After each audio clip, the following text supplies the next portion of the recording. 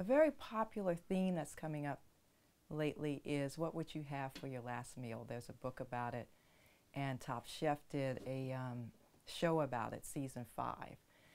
And it makes me ask myself, what would you want for your last meal? And there are a couple of things I start to think about. What do I want to be my last memory? And usually your last meal is something you enjoyed that your parents cooked. And this is a simple meal that was very popular with my family during the Great Depression because you didn't have a lot of food.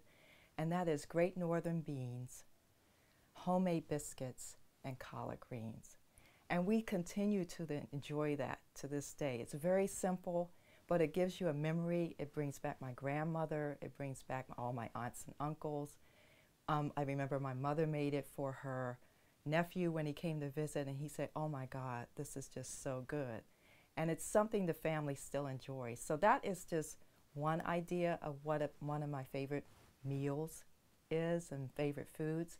The other thing is I love rice.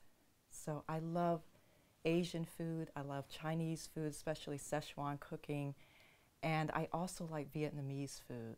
So those are things that as I'm growing up and developing my own taste that I enjoy immensely. So that's another meal. And then there are things that bring back memories like, okay, I enjoy, let's say, a last meal. And since I work with desserts and baking, I'm a savory person by nature. So my desserts have to be right on point. They have to be delicious. They have to be absolutely great for me to indulge myself. And I think my favorite cake is actually pound cake.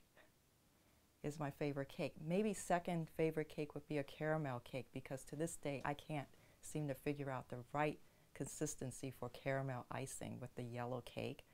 And those are two of my favorite cakes. Very simple, very plain, but also bring back, again, memories of my family through the generations, through the years, things I enjoyed, special occasions.